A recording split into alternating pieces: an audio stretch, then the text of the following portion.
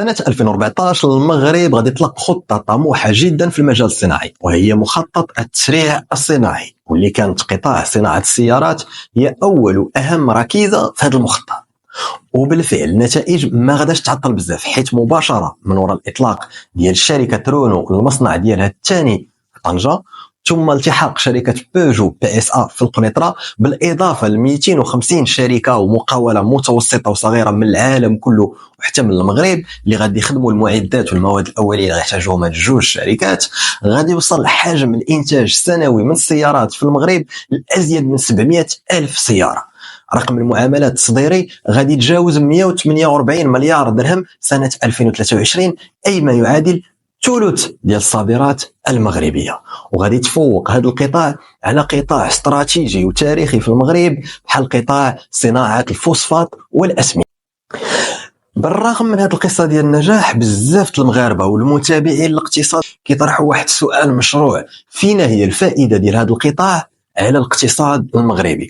وواحده من بين هذه الانتقادات الجميله بزاف وهو تصريح سابق ديال احمد الحليمي، اللي ماشي هو اي واحد، اللي كان المندوب السامي السابق للتخطيط، واللي كيقول بالحرف أنه لا يعقل ولا يمكن أن نتكلم عن الإقلاع الاقتصادي في المغرب في ظل تدهور القطاع الصناعي. تدهور القطاع الصناعي. وأضاف أنه في الوقت اللي كنا كننتظروا فيه أن الصناعة ترجع وبقوة، ما حصل هو العكس من ذلك. هذا التصريح هذا كتبته الأرقام والوقائع، لأنه في 30 سنة الأخيرة القطاع الصناعي تراجع التمثيلية ديالو في الاقتصاد، أي في الناتج الداخلي الخام.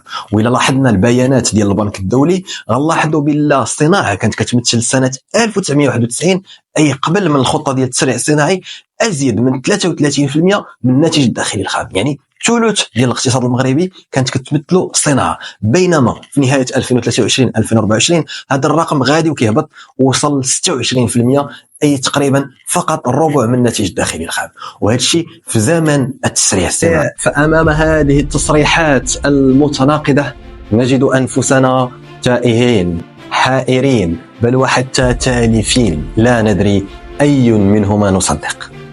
ولكن لا تخاف صديقي المتابع، فعند نهاية هذا الفيديو ستجد نفسك مرتاح البال، هادئ الحال، مبشور الوجه والتعابير. قبل ذلك أدعوك صديقي وصديقتي ممن لم تشتركوا في القناة بعد أن تفعلوا الاشتراك من أجل دعمنا على الاستمرار. مشينا. وباش نعرفوا شكون هو فيهم اللي عنده الصح، الحل سهل وبسيط. خاصنا نعرفوا بلا شك شحال هي المساهمة ديال قطاع صناعة السيارات في الاقتصاد المغربي، أي شحال هي المساهمة ديال هذا القطاع في الناتج الداخلي الخام فقط. ماهلة سهلة. قبل ما نشرح لك شحال هي المساهمة الفعلية ديال قطاع صناعة السيارات في الاقتصاد الوطني، فضروري ولا بد ما نشير لك بأنه ما يمكنش نلقاو في الانترنت ولا كلمة ولا رقم على المساهمة الفعلية ديال هذا القطاع في الاقتصاد ككل. وبالتالي فكل شيء اللي غادي ندير دابا هو غير مجهود شخصي باش نجر هذا القطاع انطلاقا من دي رابور وارقام اللي طرحات قبل. اول حاجه غادي نقولها وهي انه المندوبيه الساميه للتخطيط اللي هي اللي كتقول لنا سنويا تريمستريالمون ولا كل 3 شهور ولا كل 6 شهور شحال هي المساهمه ديال كل قطاع في الناتج الداخلي الخام، ما غاديش نلقاو نهائيا اي اشاره لقطاع صناعه السيارات، لان هذا القطاع هذا كيتواجد ضمن واحد الخانه وسط القطاع الصناعي اللي هي الصناعات التحويليه، لي زاندستري دو ترانسفورماسيون، واللي بدورها فيها بزاف الصناعات بحال الصناعه الغذائيه، بحال صناعه النسيج، وبحال صناعات الميكانيك والمعادن. و99% قطاع صناعه السيارات كيتواجد ضمن هذا الاخير. ولكن ما غاديش يمكن لنا نهائيا نخرجوا شحال هي لا فالور اجوتي، القيمه المضافه ديال صناعه السيارات وسط هذه الروينه كامله.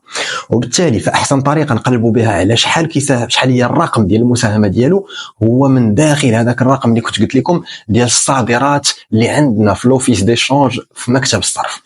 في سنه 2014 الا كتذكروا كان حجم الصادرات ديال قطاع صناعه السيارات هو 40 مليار درهم، وهو غادي كيتطور في سنه 2023 اللي هي السنه اللي كنتوفروا فيها على اخر الارقام، وصل حجم الصادرات الخام بغوت، وغنرجع لهذه الكلمه ديال بغوت، ل 148 مليار درهم.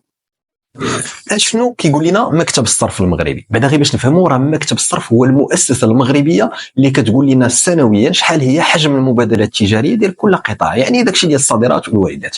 بالنسبه لقطاع صناعه السيارات فهو كيصدر 95% من الانتاج ديالو، يعني يلاه 5% اللي كتمشي المارشي لوكال. ولكن الا اعتبرنا ديك 95% هي غير الرقم الكلي ديال الانتاج، غير باش نبسطوا الحساب وما نصعبوش على المشاهدين ديالنا. في سنه 2014 كنا كنصدروا 40 مليار درهم، ولكن اللي خصنا نفهموه بان هذيك 40 مليار درهم راه ماشي كلها كتصوب في المغرب، حيت ضروري كان خصنا نجيبوا بعض المعدات اللي ما كنقدروش نصيبوها هنايا في المغرب وكنجيبوها من برا، وكانت تقريبا هذه المعدات كتشكل 50% من هذاك الرقم ديال 40 مليار درهم. اي ان مستوى الادماج القطاعي ديال قطاع صناعه السيارات كان هو 50%، وبالتالي فالرقم الحقيقي اللي كنا كنصدروه ديال الصادرات الصافي هو 20 مليار درهم.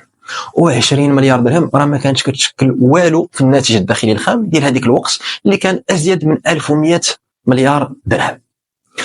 اما في سنه 2023 ملي طلع حجم الانتاج وطلع معاه مستوى الادماج، وصلنا ل 65% كادماج، يعني 65% ديال الاجهزه ديال الطوموبيل والمعدات ولات كتصوب في المغرب، وغير 35% اللي ولينا كنجيبوها من برا.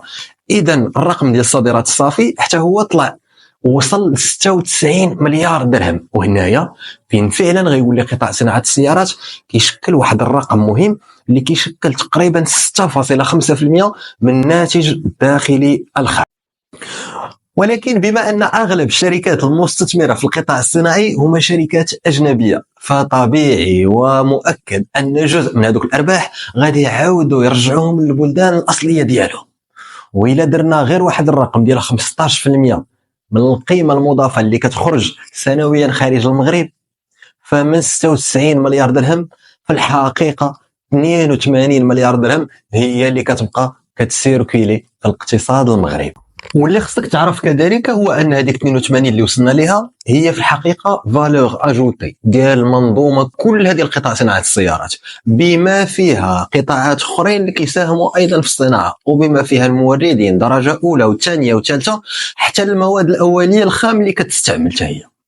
وإلا بغينا غير قطاع صناعه السيارات بوحده فخاصنا نعرفوا بان القيمه المضافه ديال قطاع صناعه السيارات وسط المنظومه كامله في العالم كتراوح بين 30 و 50%. وإلا خدينا خير الامور اوسطها في المغرب 40%، ف 40% من 82 مليار درهم غتعطينا ما بين 32 حتى ل 33 مليار درهم كمساهمه غير ديال القطاع بوحده، ماشي ديال المنظومه كلها. المنظومه كلها كتعطينا 82 مليار درهم.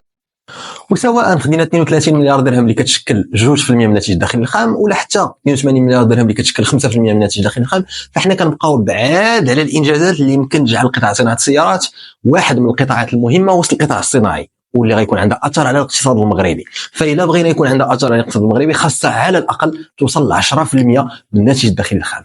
ولكن هذا الشيء ما غادي يوقع الا في السنوات القليله المقبله. اللي مهم في القطاع ديال صناعه السيارات هو انه واحد القطاع اللي كينمو بسرعه، يعني كيتزاد بازيد من 15% كمعدل سنوي في هاد 10 سنين الاخرى. وبالنظر للايقاع باش غادي به، ففي 2030 الى تطور مستوى الادماج ل 80%، انذاك غيولي قطاع صناعه السيارات كيشكل ما بين 10 حتى 14% من الناتج الداخلي الخام. وإلا وصلنا لهذا الرقم هذا، فهذا الرقم هو اللي غادي يعطي الانطلاقه الحقيقيه لصناعه السيارات في المغرب، والاثر ديالها الحقيقي على الاقتصاد المغربي، على الناس اللي عايشين في المغرب، على الحياه بشكل عام وسط المغرب.